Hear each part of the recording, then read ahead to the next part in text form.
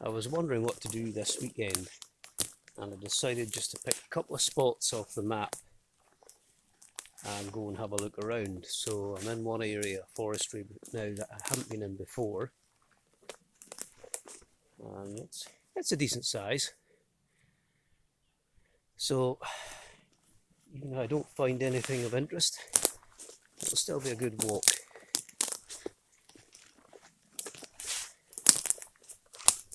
Now this particular spot I'm in, yeah, it is near where there's been a couple of sightings in the past. But then in this county, there's not many places you can go where you wouldn't find yourself near a historical cat sighting. It's not the biggest county there is going.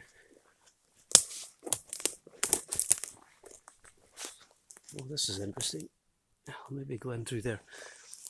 Yeah, so have a look at this footage I recorded at another area I go to and see what you think.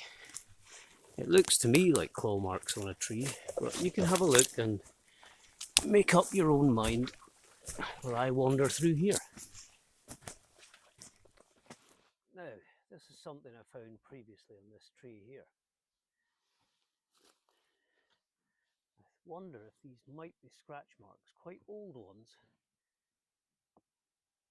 I don't think they're splits in the bark. You can see there's some around here as well. Now there are some marks that are obviously splits in the bark. This, that. I'm not sure about that. That's quite interesting, that actually. That's almost like four claws. So that might not be splits, but that certainly is. There's a few more that go a bit further up, but they're not that and that and that.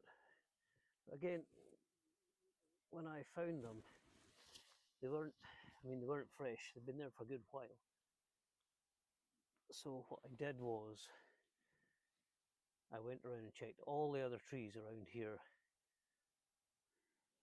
like this, and I found no marks similar to these on any of them.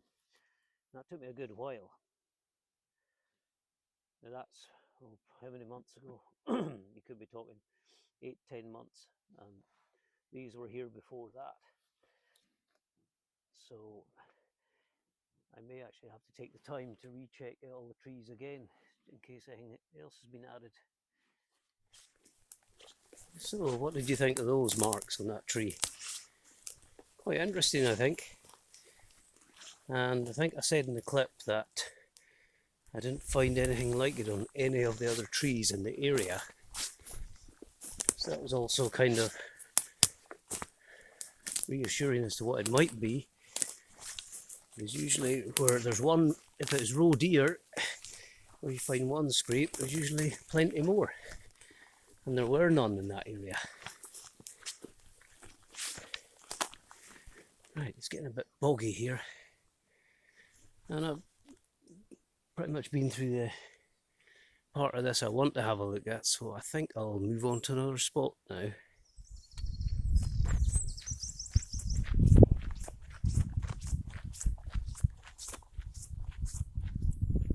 Oh, it's sweltering today, absolutely roasting.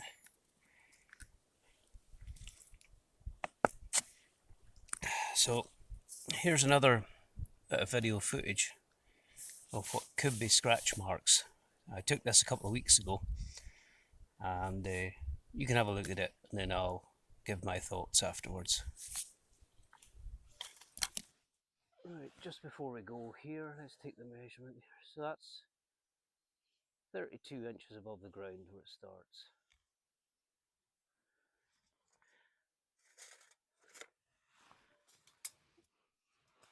Right, we'll check the height of this. Let's try and get this in here. There we go. You're up to 3 feet there where it starts at the top and comes down.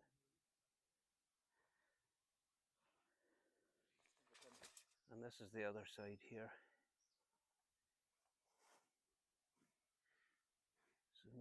closer.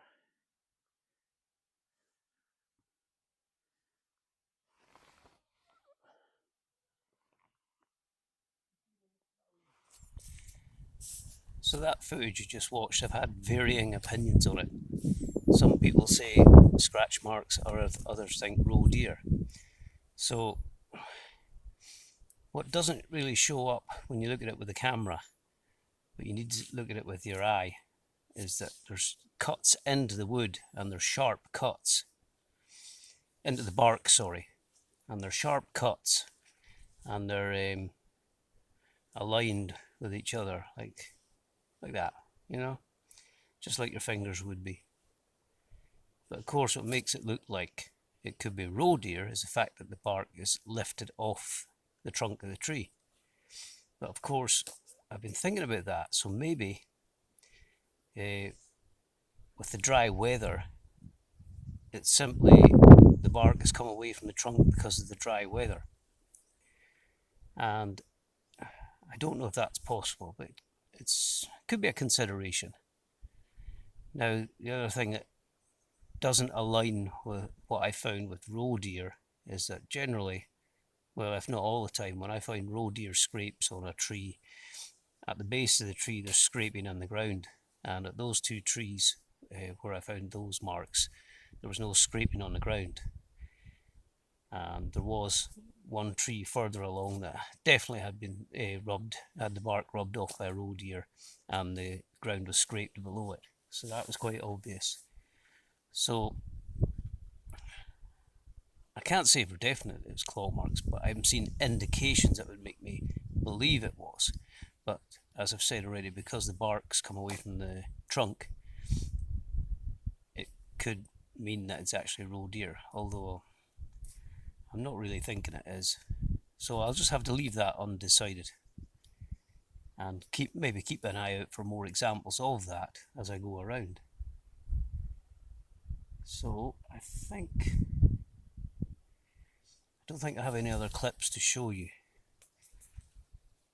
But while I've been sitting here just now, I'm just thinking this might actually be a very good area to do call blasting and getting a Bluetooth speaker, say 50, 100 watts, and just play like puma calls or leopard calls through it. Because, well, you won't know where I am, but there's been both puma and black leopard seen here in recent times. So it could be worth a shout.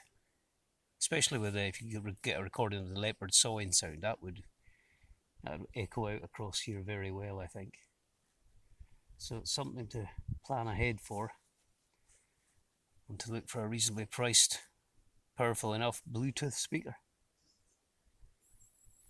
But I think that's about it for the video today. So I'm just going to continue wandering about and maybe go right into the pine here and see if I can find anything.